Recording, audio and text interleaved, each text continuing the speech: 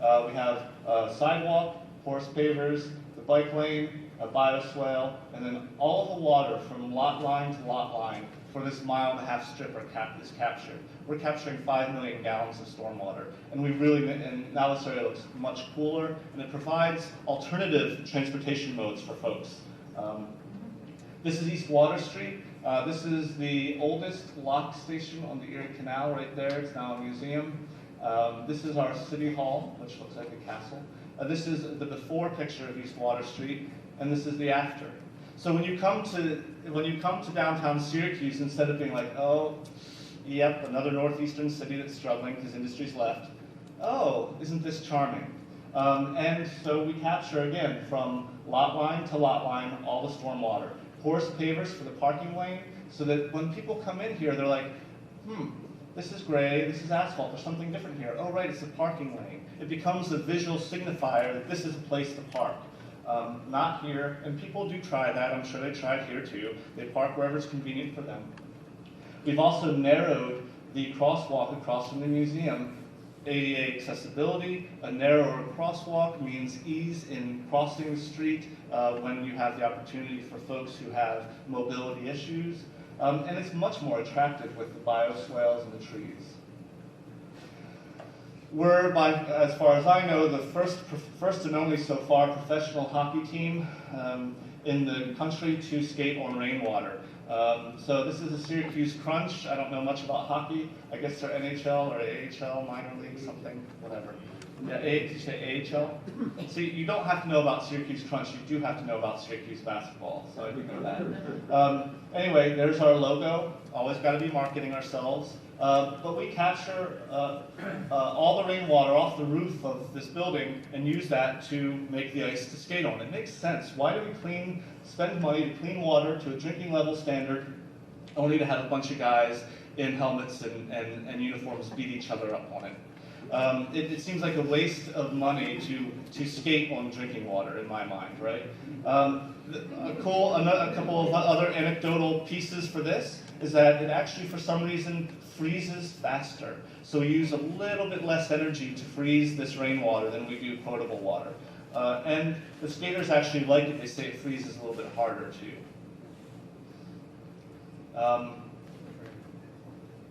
Anywhere you go in the Northeast, parking lots look like this. If you start to rebuild them to manage stormwater, they can look like that. So we capture all the water off this parking lot, essentially infiltrate it into the ground using these bioswales that are in between the parking lanes. So what you see here is a very thin 4-foot strip maybe of garden, sunken garden. What you don't see is the huge gravel beds that underlay almost the entire parking lot. And those gravel beds are really used for the storage as the water slowly infiltrates into the ground. Another parking lot we have here, we've managed the whole parking lot by just doing porous around the edges. And while we were digging that parking lot up, we thought ahead. People are starting to use more electric cars. We're not going to want to redo this parking lot again in another 5 or 10 years. Let's put in some car charging stations. So we did. Let's also, while we had to take down the lamps, put up new ones. So the new lamps are LED, super energy efficient. A lot of our streets we're starting to make more attractive. The before, of course, is gray in winter. The after, of course, is sunny in summer. This is like those Acme commercials you see where the color of the photo is always off, so the after always looks much better. So we've done the same thing here. But we have curb cuts on this road to allow all the water off the road to go into the bioswale, run off the sidewalk again into the bioswale. This is an aerial just to show you the density in this one part of Syracuse of green infrastructure. This is a green roof. It's gray. It's brown here because we just planted it then. This is an 1.5-acre green roof. It captures 1 million gallons. This is the War Memorial where the ice rink is, so we capture all the water there for the ice. This is that parking lot we managed around the edge. This is the other parking lot. We put in a median along this road. And this whole parking garage, all the rain that falls on the roof of it, is managed by a huge rain garden along the side of it. So just that one area of Syracuse, we're capturing a lot of stormwater. So education and outreach is really where I'm focused, but it means telling a great story and getting people engaged. And we have great projects to tell that great story with, and so we do. And we also have projects that are accessible to folks, that they can walk on and walk by. We have interpretive signs to let them know what they're seeing, why this space is different. And again, the before is gray and winter, the after is summer and sunny. But you see, we put in rain gardens, flexi-paved, porous asphalt. People are getting to see, walk on, touch, feel, and live near this green infrastructure and understand what we're doing in the city and how it makes improvements. We're using our own facilities, like the zoo in the city that's a publicly, it's a parks-owned space, and saying, hey, tens of thousands of people locally come to this zoo every year. Why can't we be telling them about Save the Rain while we're also telling them about the animals that live here? So we put in a lot of projects, rain gardens near the entrance with signage, and a lot of things within the sitting area, the visiting area, where people can understand what a rain barrel is, what a rain garden is, how porous pavement works. We put in a green roof on the elephant barn, and we tell people about that. We've done a lot of work there at the zoo for folks to, if you went to our zoo and you didn't see anything Save the Rain, then you were walking around with your eyes closed. We're out there all the time doing public events, parades. We have this great house, which is really a shed, on a truck bed with a green roof on it, porous pavement, sidewalk, little rain garden or little rain barrels that we use when we go out for events in the parade. And we also do tabling and things like that. It really means being enthusiastic, and it means being targeted and strategic. Having a message, having a way for different people to get engaged based on who they are and where they're coming from. We do workshops for all kinds of folks. We tell realtors why Save the Rain is a valuable thing, why they should be pitching this to folks who are interested in buying in our community. We employ youth to do demonstration projects. We train professionals like landscape architects and engineers. If you're going to help us, if you're part of our community, help us help you with Save the Rain. If you're an engineer and you want to get engaged, let us train you on how to get engaged in this program. We have a rain barrel program. We've given away about 1,200 rain barrels so far in about 3 years for free to Syracuse residents. And when the time's right, we let them paint the rain barrels. If it's part of an art festival, we hire an artist to come in and help them make some pretty creative designs, if they like. And then we also do demonstration projects. Let people know what it can look like. So this is a project, this is a residence across the street from a park, diagonal from an elementary school. High visibility, high traffic. Put in a rain garden, porous pavement, roof leaders over here, rain barrels on the other side, and signage so people know what changed here, why it's different, and why we did it. Some other demonstration projects that we did at a community center, someone's driveway in porous concrete. It really means working with everyone. So we have the youth group that I didn't talk too much about, but they're young kids from a socioeconomically challenged community in Syracuse.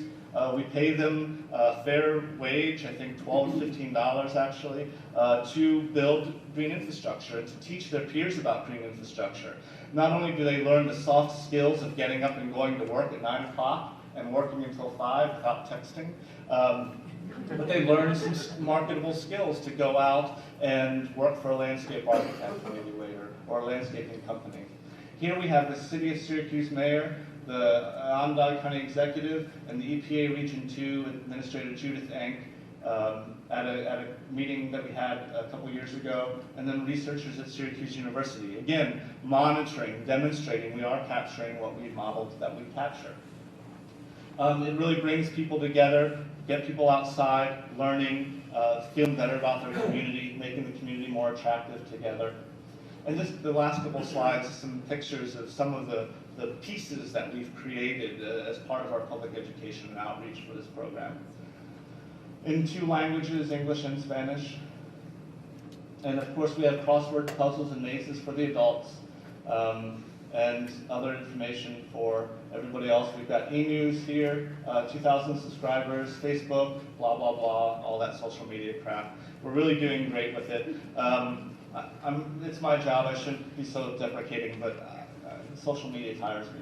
And then we're getting a good recognition, both locally and also nationally. So Governing Magazine, which I'm sure you all read, named Joni Mahoney the Eco Emissary Public Official of the Year in 2011. This really gets her kudos at home.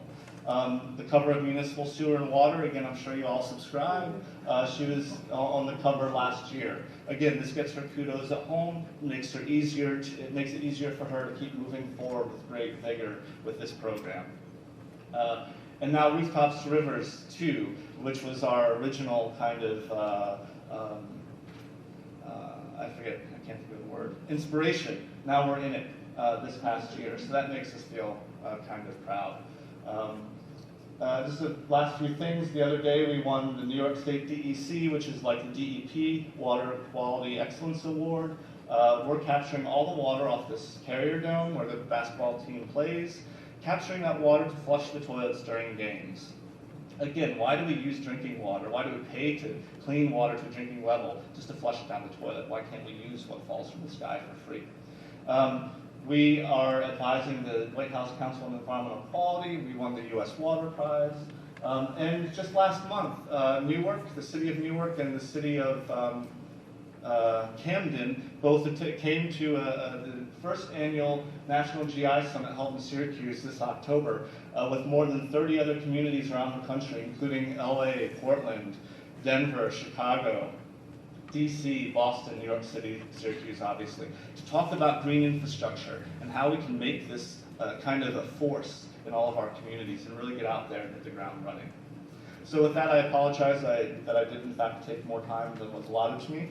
I'm happy to take any questions when the Q&A time comes. Here's my contact information, and I'll yield the floor.